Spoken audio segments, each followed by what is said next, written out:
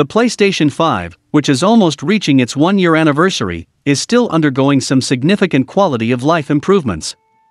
There was recently a massive PS5 firmware update that gave gamers huge significant upgrades, which we have discussed in a previous video. Now, it is being reported that there are some added secret benefits to the firmware update that were not explicitly mentioned. As reports say, it seems that when running a comparison between the new and old PS5 firmware, some games actually run a bit faster on the newest firmware. The experiment was conducted with a copy of different games such as Devil May Cry 5 and Control. It was observed that these games ran about 2 to 3% faster on the new PS5 firmware, which led to an increased frame rate of 1 to 2 frames per second. Through the testing process, it was found out that the old PS5 with the updated software was even able to run faster than the new PS5 with the older software. Once this problem was fixed, and both consoles were brought to the latest update, the newest PS5 ran a bit more smoothly than the older PS5. While these changes to the console can't really be noticed without the use of equipment, it is interesting to note that a PS5 software update can make improvements to the hardware performance. It seems that these changes might have been unintentional on Sony's part, but it is interesting to ponder why the improved frame rate only works on selected games. Hopefully, Sony will be able to keep expanding on its ability to improve PS5 consoles from the comfort of home.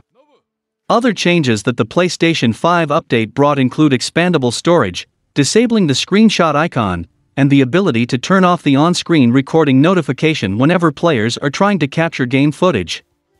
So it should be known that Sony is listening to consumers, and is doing whatever it takes to make sure the console is up to its standards.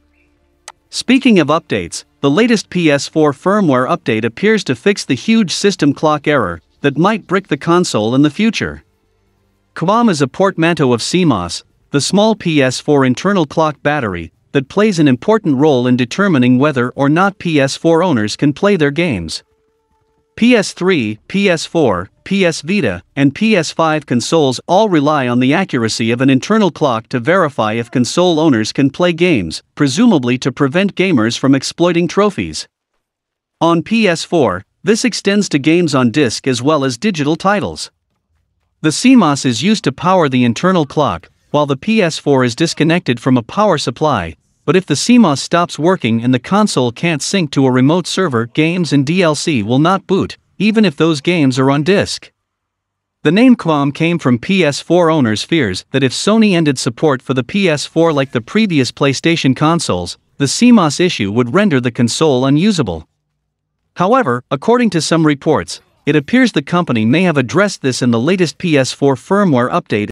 Reportedly, gamers with the 9.0 PS4 firmware update are able to play games on PS4 with dead CMOS batteries without the games crashing on startup, and can even earn trophies, though the date and time the trophy was earned seems to be blank.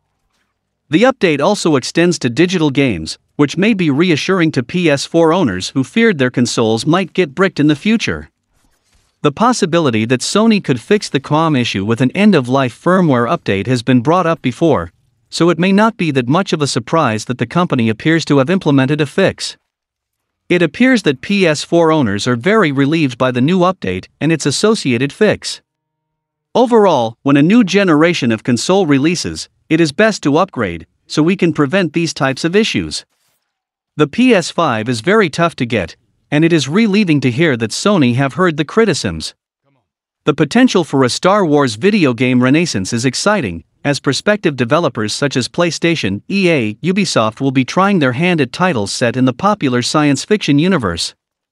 Many Star Wars games have been revealed only to become cancelled projects that never got to see the light of day, while others have been rumored to exist, but never come to be. These rumors have suggested that a third Star Wars The Force Unleashed installment is in the works, as well as a Star Wars Knights of the Old Republic remake, the latter of which has recently been announced. Star Wars Jedi Fallen Order's success has led to a sequel being all but confirmed, but details around games that see new developers taking a crack at the franchise have been under wraps thus far. However, some potential news concerning an upcoming Star Wars game has appeared, though fans should take it with a grain of salt.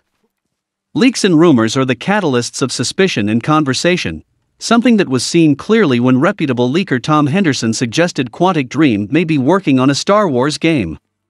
Today, Henderson has returned to further explain his cryptic tease about this rumored Star Wars game and the foundations behind it. Henderson's original post, which featured lightsabers atop a screenshot from Detroit Become Human, seemed to directly point to a collaboration between Star Wars and Quantic Dream. Comments began to flood his post with speculation from fans of both the developer and the popular franchise, but no evidence, caption, or further explanation was provided at the time.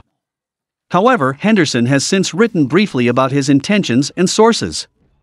Henderson shares that he has received insider evidence about this potential Star Wars title from a source that remains unidentified. According to this individual, a Star Wars game by the studio has been in the works for around 18 months. If this rumor is indeed true, then perhaps the source's identity is being kept secret as a means of protecting them from scrutiny that could come about due to the leak. Of course, the other assumption may be that Henderson's source is not reputable themselves, or in fact authentic, so fans should continue to interpret Henderson's claims lightly. Still, Henderson has proven correct on several occasions in the past, so it is worth discussing his claims. 18 months is a considerable amount of time for development, particularly for a new franchise adaptation from an established developer such as Quantic Dream. If true, Quantic Dream's current project has been kept under wraps for more than a year, and perhaps has nothing of marketable value to share yet, thus explaining its secrecy. Henderson shares that this leak was also reported by Gatos, a French YouTuber, who apparently stated that Quantic Dream and Disney are signing a collaboration deal together. Henderson also offers a screenshot that he had taken of Quantic Dream's social media handle acknowledging another post that talks about the Star Wars rumor. Henderson believes this helps substantiate the rumor, particularly because the acknowledgement was removed thereafter. As such, this rumor has been peddled by more individuals than just Henderson alone, and therefore has even more weight to it than it did previously. Many gamers would be ecstatic for a Quantic Dream-developed Star Wars game, but without credible information pointing toward an official announcement, it is still nothing but a rumor at this point. A Star Wars game developed by Quantic Dream seems like a marriage of the perfect property and studio. By growing on the success of Detroit Become Human, they can implement some of its ideology and mechanics in the Star Wars game too. In a new tweet, Henderson continues to detail his Quantic Dream Star Wars leak, now providing context for the parties involved.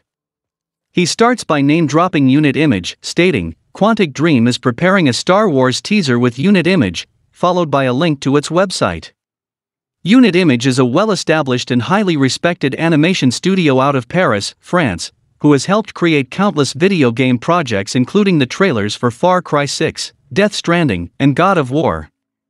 Its involvement here would indicate that a breathtaking Star Wars reveal could be happening soon. The final part of the tweet should not come as a surprise, it pertaining to Disney. Henderson writes, the teaser is pending Disney's approval, which makes sense, as Disney has long been the intellectual owner of the Star Wars brand.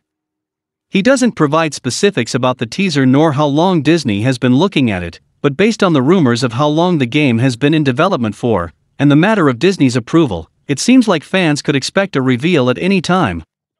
However, Disney in the past has saved its Star Wars announcements for events, as it did with Gamescom and LEGO Star Wars The Skywalker Saga, so perhaps more waiting is in order. Video game output since Disney's acquisition has been spotty, but going forward, there are almost too many titles to keep track of. There's Ubisoft's open-world Star Wars game, the Jedi Fallen Order sequel, LEGO Star Wars The Skywalker Saga, the multiplayer-oriented Star Wars Hunters, the recently announced Knights of the Old Republic remake, and now this Quantic Dream title potentially. The output of Star Wars games is increasing, as is the variety of them. Fingers crossed fans can find out about this title soon for better or worse. So far, the French studio hasn't said anything about the rumors connecting it to Star Wars. Based on current speculation, it could make sense that a Star Wars game is in the pipeline, as the studio's Sony exclusivity deal ended with the release of Detroit Become Human. What's more, EA will no longer have exclusive publishing rights for all Star Wars titles starting in 2023, so that opens the door for a Quantic Dream title to be released afterward. The studio told IGN in February that it's working on something new that will use storytelling devices that it hasn't tried out yet, but didn't mention anything regarding Star Wars.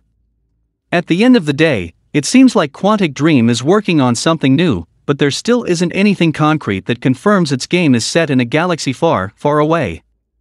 Moving forward, we have some very cool updates on Gran Turismo 7. Since its formal announcement, Gran Turismo 7 has received minimal information besides varying updates. Following its recent appearance at PlayStation Showcase 2021, Gran Turismo 7's pre-order bonuses and additions have been revealed. Gran Turismo 7 was announced during the PS5 reveal event last year, offering fans a glimpse at the game's visuals as well as some insight on the game's development. Despite being announced there, earlier this year Gran Turismo 7 was confirmed to be a cross-gen game, coming to both the PS4 and PS5, and naturally spawning question about the game's scale. The trailer shown at PlayStation Showcase may have quelled many people's fears, though, as the game looks incredible on PS5. Many of the game's features were displayed, including car customization and photo mode, as well as another look at actual gameplay. This past week the creator of Gran Turismo confirmed that Gran Turismo 7's returning single-player GT campaign mode would require a persistent online connection. At the time, no explanation for the decision was provided, leading many frustrated fans of Gran Turismo to question whether the online connection was necessary for a single-player mode. Gran Turismo creator Kazunori Yamauchi has now responded to the frustration, providing an explanation for Gran Turismo 7's odd choice. According to Yamauchi, Gran Turismo 7 will feature an always online connection for its GT campaign mode because the studio wants to prevent cheating. More specifically, Yamauchi says that it wants to prevent Gran Turismo 7 players from editing the racing game's save files. As such, if a Gran Turismo 7 game mode requires access to a player's save file, it also will require an online connection. In other words, it's a type of anti-piracy feature. The GT campaign mode, as a result, isn't the only single-player-oriented game mode in Gran Turismo 7 that will require an online connection. GT Campaign, GT Cafe, and so on are all tied to save files that demand an online connection. In fact, there's only one game mode that potentially will allow for an offline experience, that being Gran Turismo 7's arcade mode. However, Yamauchi's response implies that he isn't entirely sure if this is true, so it's possible arcade mode could require an online connection too. That first trailer for Gran Turismo 7 likely stands out strongly in fans' minds. In a trailer, we see a beautiful Porsche 917 with light dynamically reflected off its body. The sides of the trailer rise with mirrored reflections, showing the Porsche 917 from multiple angles. It's a gorgeous example of what ray tracing can add to a game, particularly for racing simulation titles like Gran Turismo 7 where vehicle fidelity is a priority to players. Speaking with Japan's Game Watch outlet, Yamauchi confirms that there are only limited ways that ray tracing is used in Gran Turismo 7. Ray tracing can be applied to Gran Turismo 7's replay clips, and within the game's garage where players can stage their vehicles for viewing. In other words, ray tracing is used only in a very limited capacity, in situations where the PS5 isn't dealing with gameplay processing.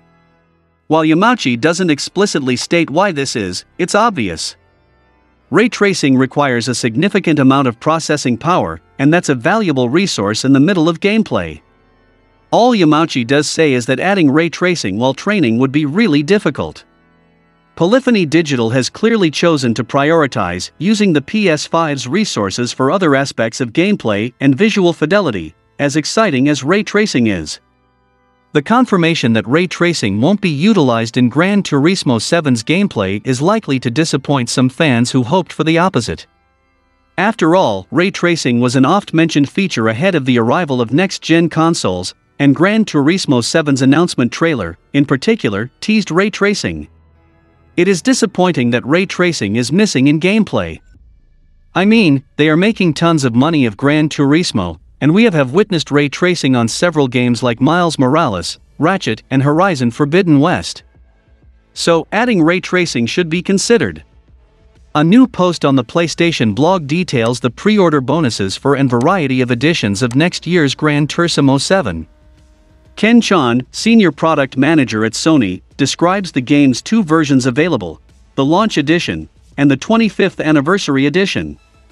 Buying the Launch Edition either physically or digitally will get players 3 additional cars: the Toyota Castrol Tom Supra, the Mazda RX Vision GT3 Concept, Stealth, and the Porsche 917K Living Legend, as well as 100,000 in-game credit (CR). The 25th Anniversary Edition is a larger and sleeker package. For starters, physical buyers will get a beautiful steelbook featuring the regular cover art without the massive logo.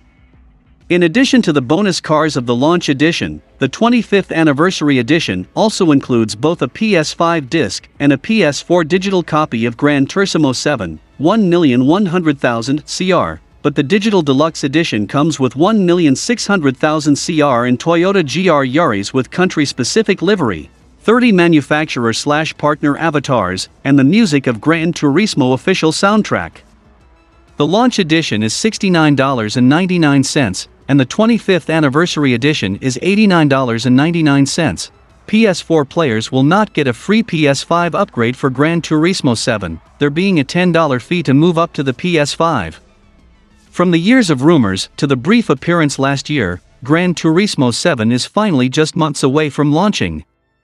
These editions offer incentives for both casual players and enthusiasts, with more cars and currency if players are willing to pay. Gran Turismo 7 seeks to return to classic GT racing, and it looks like PlayStation is going all in on fulfilling that promise. Rumors have been swirling for weeks that the next Nintendo Direct presentation would be taking place this month, and it seems those rumors were right on the money. Nintendo has officially announced the date and time of the September 2021 Nintendo Direct presentation, which will consist of about 40 minutes of information focused on Nintendo Switch games that are set to release this coming winter. The next Nintendo Direct event will take place on Thursday, September 23 at 3 p.m. Pacific Time. Nintendo did not provide any specifics beyond that, but the fact that it's 40 minutes long bodes well for it being a rather significant Direct. And with Nintendo noting that the Nintendo Direct will focus on games launching this winter, there are some pretty educated guesses that can be made about what titles will be at the show. The most obvious choice to be at the Nintendo Direct on September 23 is Pokémon Legends Arceus, as it's the only upcoming Nintendo Switch exclusive game announced so far that has a confirmed winter release date. There are a variety of other upcoming Switch games that are expected to launch in early 2022 as well though, like Splatoon 3, for instance, so perhaps fans will get a look at both of those games during the Nintendo Direct.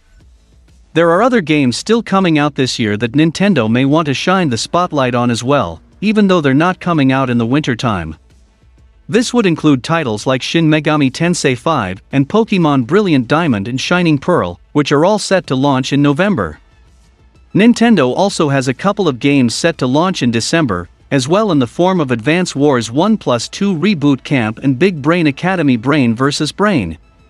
Leaker Samus Hunter predicted the Nintendo Direct would take place this week, so its confirmation lends their other claims some more credibility. Something else they suggested could be happening this month is the reveal of the long-rumored Resident Evil Outrage game, which is believed to be a Time Switch exclusive. Whether or not that announcement happens at the Nintendo Direct remains to be seen. But it is very unlikely we will see the Zelda sequel, Bayonetta 3, and Metroid Prime 4. And that's all for the video guys. Like and share the video for a greater audience. Comment your thoughts on the topics and donations are always appreciated. Subscribe to the channel and click the bell icon, and until then from SMPV, it's goodbye.